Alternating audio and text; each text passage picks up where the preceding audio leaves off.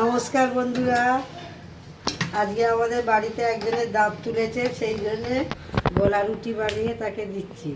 প্রথমে একটু তেল দিলাম, তেলটা একটু গরম হয়ে গেল,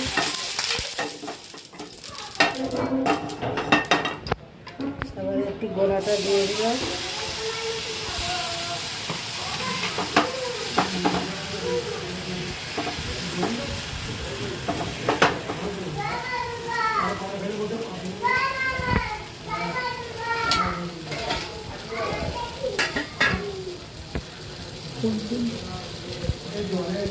আর এই গোলা রুটিতে দিয়েছি গমের আটা আর একটু অল্প করে চাট মশলা, স্বাদ মতো নুন আর একটা ডিম দিয়ে ভালো করে ফেটিয়ে একটু পাতলা গোলাটা একটু এরকম হবে।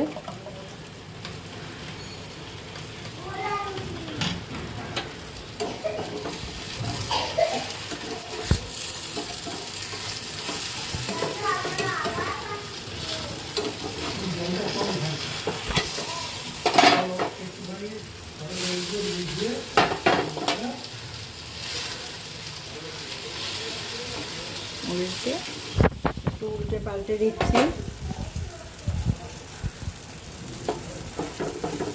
একটু ভালো করে একটু ভাজতে হবে। আটা রুটি তো, নাহলে আটার গোলা রুটি, নাহলে একটু নরম হয়ে গেলে কাঁচা কাঁচা থাকবে। একটু ভালো করে ভেজে অল্প করে তেল দেবেন। দেখুন এটা হয়ে গেছে।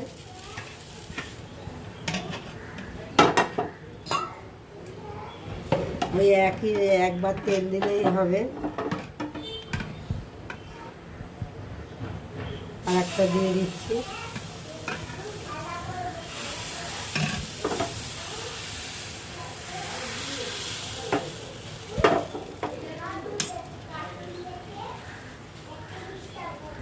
খেতে ভালো লাগবে বন্ধুরা, এটা সসের সঙ্গে, খেজুরের গুড়ের সঙ্গে, আলু চচ্চড়ির সঙ্গেও খেতে ভালো লাগবে।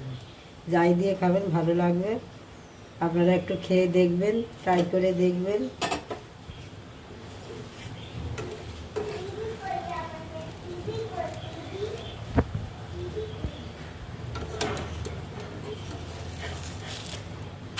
প্রথমেরটা একটু এর মতন হয়েছিল, এবারটা খুব সুন্দর উঠেছে, খুব ভালো হয়েছে। আপনারা করে খেয়ে দেখুন।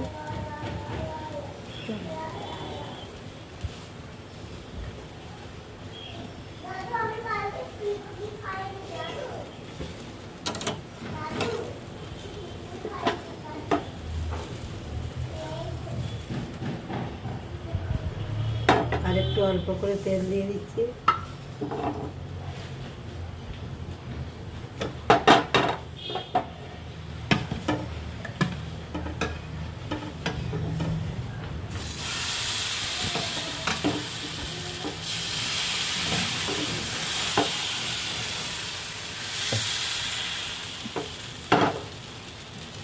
এটা জল খাবারে বানিয়ে খাবেন, ভালো লাগবে।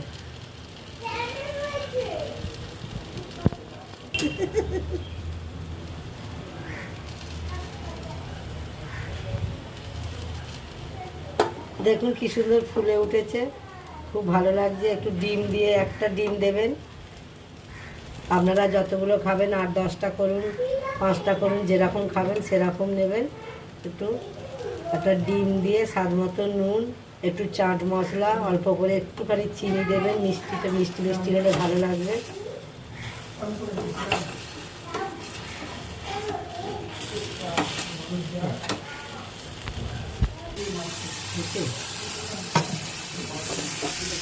আমার 4টে হয়ে গেছে।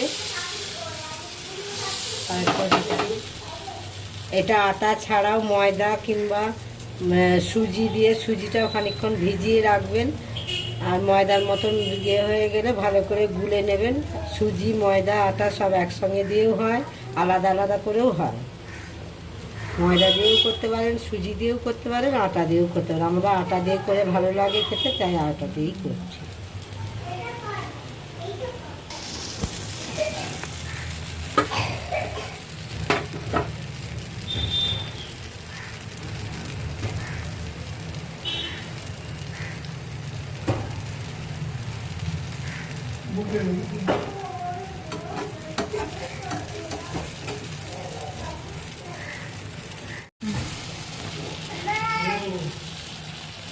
ভালো হলে like, subscribe,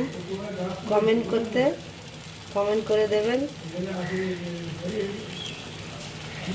tata, bye bye. আর হয়ে গেছে।